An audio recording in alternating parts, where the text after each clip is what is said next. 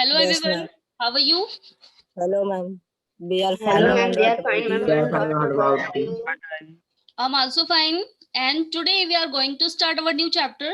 And this chapter is about the water and the description of water. तो पानी जो है वो कितना है, कहाँ पर है, किस फॉर्म में है, ये सारी चीजें हमें इस चैप्टर में पढ़नी है. Okay? Yes, ma'am. Yes, ma'am. Yes, ma'am. Yes, ma'am. तो सबसे पहले देखिए हम चैप्टर को स्टार्ट करते हैं. This chapter is about water. तो अभी तक फिलहाल ईवीएस में आपने बहुत बार ये टॉपिक डिस्कस किया होगा, लेकिन इस बार जो आपका ये टॉपिक है ना, इसमें आपको बहुत सारी डिटेल में इसके बारे में चीजें पढ़नी है. Okay?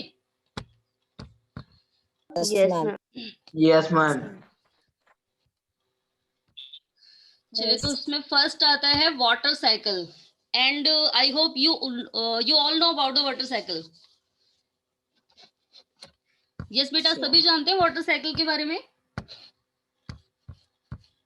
Yes, ma'am. Yes, Abhishek Pandey, now you tell बेटा, what is water cycle? Ma'am, the process of water of condensation.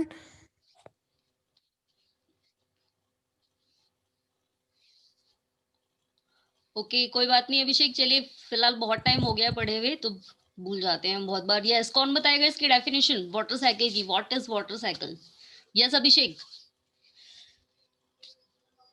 Ma'am, the process of water changing from the land to the atmosphere is called water cycle. Okay, Muskan, now you tell. Ma'am, the process by which water change continuously and in the form of in circular manner, that is called water cycle. Okay, तो देखिए अभी इसकी हमने different तरीके से इसकी पढ़ी है, मीनिंग्स, इसकी डेफिनेशन पढ़ी है. तो अब एक्चुअल में वाटर साइकिल जो है क्या है, ये वाटर का फॉर्म है जो चेंज होता रहता है एंड एट द लास्ट वो फिर से उसी फॉर्म में आ जाता है. तो स्टार्टिंग होती है एवोपोरेशन से एंड लास्ट जो स्टेप हो जाता है वो कहाँ पर एंड होता है? That is precipitation. वर्षा के रूप में जब बारिश नीचे आ जाता है वहीं पर एंड हो जाता है एंड उसके बाद वो फिर से कहाँ पर मिल जाता है? वाटर बॉडीज में. और ये साइकिल कंटिन्यूअसली चलती रहती है. एवोपोरेशन, उसके बाद कंडेंसेशन, उसके बाद क्या होता है? प्रेसिपिटेशन, बारिश हो जाती है, दोबारा पानी नीचे आ जाता है, और इससे ही Yes, जो ma'am. वाटर साइकिल है चलती रहती है. चलिए, तो अब देखिए एक बार चैप्टर में देखते हैं हमें क्या दिया हुआ है. तो when you think of water, what image come to your mind? जैसे ही कोई पानी बोलेगा हमारे माइंड में कौन सी चीज आती है? You think of river, waterfall and the पिटर पटर ऑफ रेनड्रॉप्स. तो यही चीजें हमारे माइंड में आती हैं. या तो हम नदी के बारे में सोचेंगे, या तालाब के बारे में सोचेंगे, या फिर झरने के बारे में याद आएगा, या फिर जो बारिश की बूंदें जो गिरती हैं उनकी आवाज आती है पिटर पिटर की, वो याद आती है. तो एंड इसके अलावा water in your taps. And children love to float paper boats in rain puddle. तो अब आप भी जब छोटे होंगे तो आपको भी पसंद होगा नाव बना करके उसे तालाब में तैराना, और बहुत खुश होते होंगे जब वो नाव दूर तक जाती होगी. फिलहाल अब तो बड़े हो गए हैं, अब नहीं अच्छा लगता है ये, लेकिन जब छोटे थे तब सभी को अच्छा लगता था. क्या करते थे? कागज की नाव बनाते थे और उसे तैराते थे.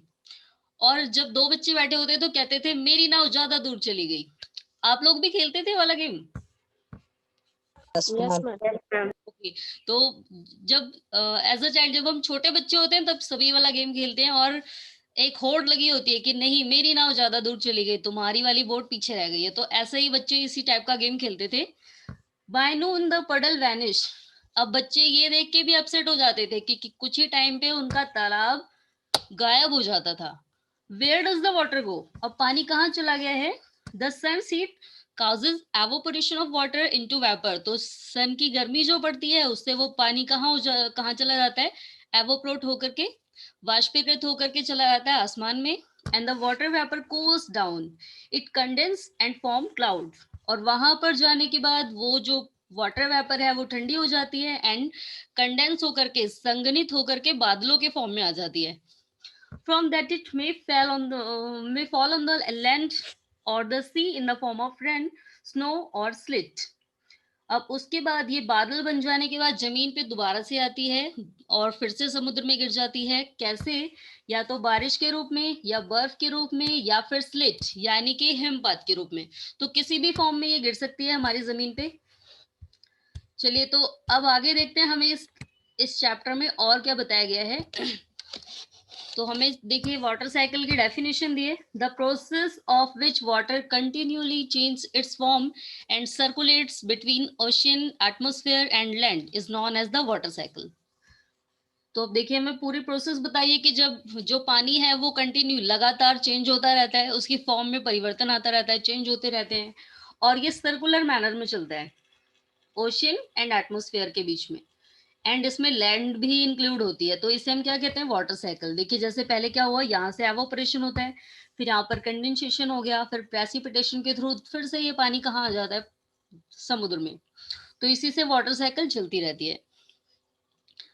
अब एक चीज और हमें बताइए कि हमारी जो अर्थ है ये कैसी है, like a terrarium, that means की थलशाला।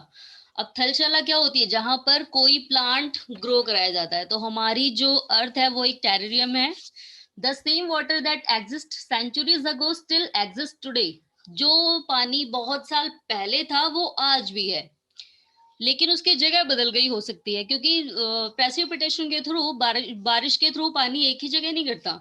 हो सकता है कि अगर यहाँ से एवोपरेशन हुआ हो तो पानी जाकर के इस साइड गिरेगा।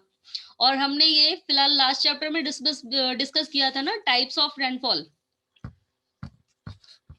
Yes, ma'am. Yes, तो ma'am. जो पानी बहुत टाइम पहले से है, हम आज भी उसे यूज करते रहे होंगे।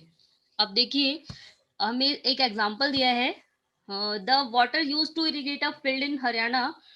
हरियाणा में खेतों की सिंचाई के लिए जो पानी यूज होता है, may have flowed down the Amazon River 100 years ago। हो सकता है कि सैकड़ों साल पहले वो अमेजन नदी में बहता हो, और अमेजन नदी जो कि हमारे यहाँ है ही नहीं, इंडिया में नहीं है। तो हो सकता है कि Yes, जो ma'am. पानी हरियाणा के खेतों की सिंचाई के लिए यूज होता है वो अमेजन नदी का हो, और एवोपरेशन के थ्रू कहाँ आ गया है, हमारे इंडिया में, और हरियाणा के खेतों में यूज किया जा रहा है। फिलहाल ये पॉसिबिलिटी ऐसा होता नहीं है कि अमेजन नदी का पानी हरियाणा में ही आएगा। ओके, ये आप Yes, ma'am. पॉसिबिलिटी दी है कि ऐसा हो सकता है। चलिए तो अब आते हैं मेजर सोर्सेज कौन कौन से हैं। चलिए तो आपको सोर्सेज भी पता है बेटा, कौन कौन से सोर्सेज हैं जिनसे हम वाटर गेट कर सकते हैं। What are the sources of water? Yes, ma'am. Yes Ratnesh, now you tell what are the artificial source of water?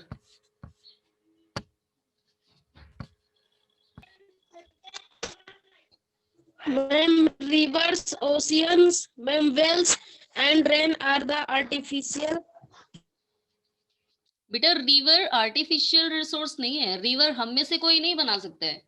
Artificial that means की ह्यूमन मेड, जिसे इंसान बना सकते हैं। तो आर्टिफिशियल सोर्सेस कौन कौन से हैं? What are the artificial source of water? Yes Abhishek Pandey. Ma'am, ponds, well. Yes ponds, well and reservoirs, and क्या होता है, डैम। ये सारे ऐसे सोर्सेज हैं जो Yes, ma'am. आर्टिफिशियल हैं, जिन्हें ह्यूमन बीइंग ने कंस्ट्रक्ट किया है अपने यूज के लिए। एंड नेचुरल रिसोर्सेज कौन कौन से हैं? Ma'am, river, pond, glacier, yes sea, ocean, ये समझे सारे क्या हैं, बात। Natural Yes, ma'am. सोर्सेज। तो अभी देखिए अब हमें क्या बताया, जो समुद्र का पानी है, महासागरों का पानी है, क्या वो ह्यूमन कंजप्शन के लिए बेटर है? क्या वो हमारे उपयोग के लिए अच्छा है? क्या हम उसे यूज कर सकते हैं? No, ma'am. No. No, ma'am. No, They are ma'am. salty. Yes, because this is very saline.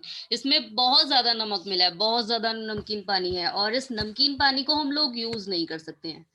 चलिए तो अब आगे दी है हमें table, disruption of water bodies. तो पानी का डिस्ट्रप्शन, पानी का जो बंटवारा है, पानी किन किन रूप में हम गेट करते हैं, किस किस रूप में पानी हमें मिलता है। तो अब देखिए ये हमें दिया है पानी का फैलाव, किन किन रूपों में है पानी। तो we all know that the 3/4 of the earth surface is covered by water. चलिए तो इस टॉपिक को पढ़ाने के पहले मैं आपको बताती हूँ, जब मैं थर्ड क्लास में यही वाटर वाला चैप्टर पढ़ा रही थी, और मैंने उनको बोला कि हमारे आसपास पानी की कमी होती जा रही है, और स्टार्टिंग में ये बताया था कि हमारा जो, उनको मैंने पिक्चर दिखा के बताया था कि बेटा हमारी जो अर्थ है ना उसमें बहुत सारा पानी है। तो बच्चों का क्वेश्चन ये आया कि मैम जब इतना सारा पानी है तो हमारे पास पीने के लिए पानी क्यों नहीं है, हम तो कहीं से भी पानी पी सकते हैं। तो अब फिलहाल अब हम जब बड़े लेवल पे जाते हैं, अब हमें पता है कि ऐसा क्यों है, क्योंकि जो ज्यादा पानी है वो कैसा है, दैट इज साल्टी, एंड जो Line water. कम पानी है जिसे सबको चाहिए, जो यूज करने के लिए हमें चाहिए, यानी कि फ्रेश वाटर, वो बहुत ही कम है। तो अब देखिए हमें क्या बताया, the 3/4 of the earth surface is covered by water. हमारी पृथ्वी के अगर 4 हिस्से किए जाएं तो उसमें से 3 हिस्सा तो पानी है, 3/4 पार्ट क्या है, water. If there is more water than land on this earth, why do so many countries face water scarcity? तो अगर इतना सारा पानी है तो बहुत सारे देशों में पानी की कमी क्यों है? फिलहाल अब हमें इसका रीजन भी पता है। Is all the water on earth available to us? The following table give the destruction of water in percentage. तो देखिए ओशियन में यानी सागर और महासागरों के रूप में जो पानी है वो है 97.3, और आपको ये टेबल लर्न होनी चाहिए सभी को। एंड आइस कैप्स जो Yes, ma'am. ग्लेशियर्स हैं वो कितने हैं, 2.0। 0. एंड द ग्राउंड वाटर जो हमारी जमीन के नीचे पानी है वो है 0.68%। अब झीलों का जो पानी है जो हम पीने के लिए यूज करते हैं, जो आइस कैप्स के थ्रू मेल्ट होके आता है, that is 0.009%। And inland seas and salt lake, जो समुद्र के आसपास जो नमक वाली झीलें हैं उनमें कितना पानी है, 0.009। अब एटमॉस्फेयर, ये फिलहाल आपको ये बताया है, ये फ्रेश वाटर है जिसे हम लोग यूज कर सकते हैं। अब आप ये सोच रहे होंगे साल्ट लेक, तो फिलहाल ये साल्ट लेक है, इससे नमक बनाने के बाद जो पानी बचता है वो हमारे लिए बेटर होता है, हम उसे यूज कर सकते हैं। ये जो Yes, ओशन ma'am. एंड समुद्र और महासागरों का पानी है 97.3%, यही हमारे लिए यूजलेस है, खराब है। बाकी ये जो पानी है ये सारा ही हम यूज कर सकते हैं। अब हमारे एटमॉस्फेयर में जो वाटर वेपर के रूप में जो पानी है दैट इज 0.019%। एंड लास्ट आती है रिवर। अब नदियां इतनी सारी हैं हमारे देश में, हमारी अर्थ पे, लेकिन नदियों का पानी सबसे ज्यादा कम है, वो कितना है, 0.0001%। तो अगर अब हम ये टेबल पढ़े ना तो हम ये सोचेंगे कि नदियों का पानी जब इतना सारा है तो ये इतना क्यों दिखा रहा है। तो फिलहाल नदियों का पानी बहुत सारा है लेकिन हम उसे यूज करते हैं, एंड इन सब के अकॉर्डिंग ये पानी कम है। तो अब टोटल मिला के ये हो जाता है 100%। चलिए, तो अब आपको इसी से रिलेटेड एक टॉपिक दिया है, डू यू नो। तो आप सभी ने डेड सी के बारे में सुना है? नो। No, ma'am. फिलहाल डेड सी ऐसा नहीं है कि हम वहां डेड सी उसके पास जाने के बाद कोई बचता नहीं, उसकी डेथ हो जाती है, ऐसा कुछ भी नहीं है। इसका नाम डेड सी क्यों रखा गया है, इसलिए क्योंकि यहाँ पर कोई मरता नहीं है जल्दी। अब ये अपोजिट नाम इसलिए रखा गया है, चलिए मैं आपको इसकी क्वालिटी बताती हूँ। तो डेड सी जो कि इजराइल में है, हैज सैलिनिटी ऑफ 340 ग्राम पर लीटर ऑफ वाटर। तो अगर हम 1 लीटर पानी लें तो उसमें देखिए टोटल इसके 1/4 से ज्यादा है, तो जितना पानी है उसके 1/4 से ज्यादा नमक मिला हुआ है इसमें, यानी कि 340 ग्राम नमक है 1 लीटर पानी में, तो यानी कि बहुत ही ज्यादा नमकीन है। एंड जिनको स्विमिंग नहीं आती है वो यहाँ पर जाकर के ट्राई कर सकते हैं। क्यों? क्योंकि जिसको स्विमिंग नहीं आती ना, swimmers can float in it because the increase salt content makes it dense. तो जो स्विमर्स हैं वो यहाँ पर तैरते रह जाएंगे, ऊपर ऊपर डूबेंगे नहीं, आराम से लेट के वो लोग तैर सकते हैं। और ऐसा इसलिए क्योंकि यहाँ का पानी इतना ज्यादा हैवी है कि वो किसी भी चीज को डूबने ही नहीं देता है अंदर, और कोई भी चीज पानी में जब डूबती है जब वो उससे ज्यादा हैवी होती है। ओके? Yes, ma'am. Yes, तो ma'am. यानी कि अगर आपको ऐसा लगता है कि हमें स्विमिंग नहीं आती है तो हम लोग भी डेड सी में जाके स्विमिंग कर सकते हैं आराम से, बिल्कुल नहीं डूबेंगे। यस, लेकिन एक बात और है, अगर इसका पानी अंदर चला गया ना तो वो हमारे लिए नुकसानदायक हो सकता है। इतना नहीं कि डेथ हो जाएगी फिलहाल, लेकिन ये नुकसानदायक है हमारे लिए। ये पानी अंदर चले जाने के बाद हमें स्टमक से रिलेटेड बहुत सारी बीमारियां हो सकती हैं। ओके, तो डेड सी के बारे में पता लग गया सभी को? Yes, ma'am. Yes, ma'am. Yes, ma'am. तो डेड सी में अगर आप जैसे आप जिस पोजीशन में लेटते हैं ना अपने बेड सीट में, अगर ऐसे ही लेटे रहेंगे सर ऊपर करके, तो आप ऐसे ही घूमते रहेंगे, डूबेंगे नहीं उसमें, आराम से लेट के तैरते रहेंगे। चलिए, तो अब हम आते हैं आगे। तो अभी हमने वाटर डिस्ट्रप्शन पढ़ा है। अब आपको ये इससे रिलेटेड एक एक्टिविटी दी है, फिलहाल क्या समझाया है इसमें, इसी वाटर डिस्ट्रप्शन को समझाने के लिए, ज्यादा डीपली एक्सप्लेन करने के लिए। तो क्या बोला है इसमें, आपको 2 लीटर पानी लेना है, उसमें से 12 चम्मच पानी किसी बर्तन में निकाल देना है, और वो जो 12 चम्मच है वो ये सारा पानी है फ्रेश वाटर, एंड जो 2 लीटर में से 12 चम्मच निकालने के बाद जो बचा है दैट इज सैलाइन वाटर। तो फिलहाल आपको ये एक्टिविटी पढ़ने की जरूरत नहीं है। Okay Yes, ma'am. चलिए, तो अब नेक्स्ट हमें क्या दिया, water is absolutely essential for survival. अब हम सभी जानते हैं कि पानी बहुत जरूरी है। अगर मम्मी गुस्सा हो जाए, खाना ना दे तो चल जाएगा एक दिन के लिए, लेकिन अगर ऐसा बोल दें कि तुमने कोई गलती करी तब तुम्हें पानी नहीं मिलेगा, तब तो प्रॉब्लम हो जाएगी। पानी हम सभी के लिए जरूरी है ना। Yes, ma'am. Ma'am. तो बिना पानी के कोई 24 आवर्स यानी कि 24 घंटे भी रहना फिलहाल बहुत मुश्किल हो जाता है।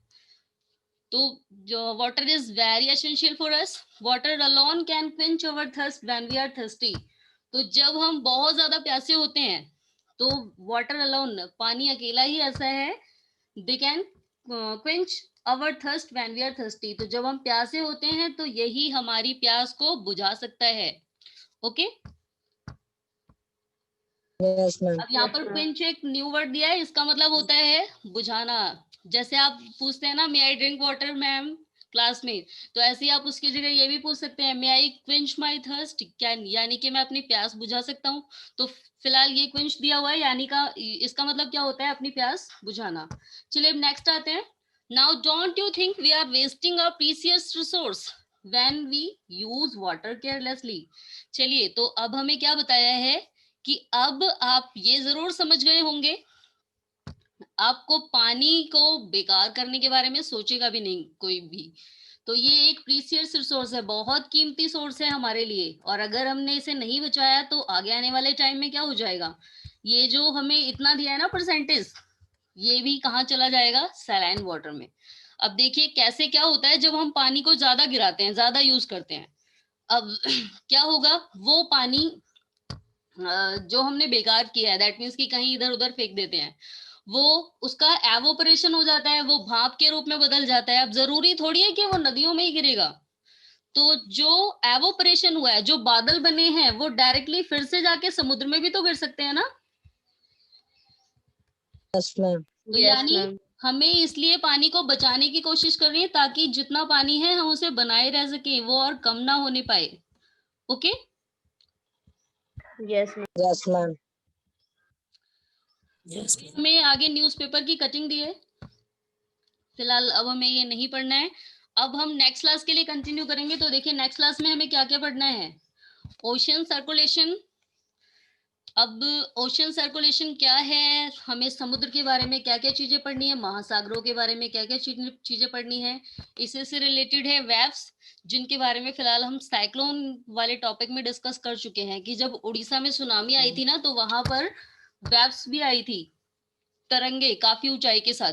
तो अब ये क्यों आती हैं, कैसे आती हैं, ये फिलहाल अब हमें नेक्स्ट क्लास में पढ़ना है, और ये कितने टाइप की होती हैं। Okay Yes, ma'am.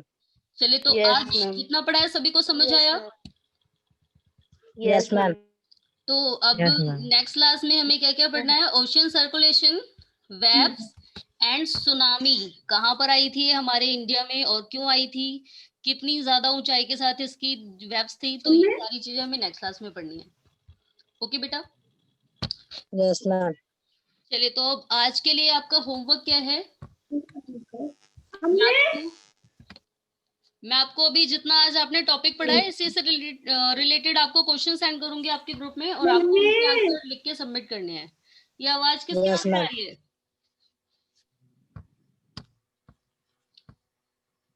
ओके चलिए, तो आज के लिए इतना ही। आई होप जितना पढ़ा है सभी को समझ आया। Yes, ma'am. Yes, ma'am. Yes, ma'am. And दूसरा ये भी समझ आ गया होगा कि अगर स्विमिंग करने का मन करे तो हमें कहाँ चले जाना चाहिए, Israel. Israel, Israel. रेड सी में। ओके चलिए बेटा, Yes, फिर आज ma'am. के लिए इतना ही। अब हम नेक्स्ट क्लास में मिलेंगे। Good bye everyone. Goodbye, ma'am. Goodbye, ma'am. Ma'am, good.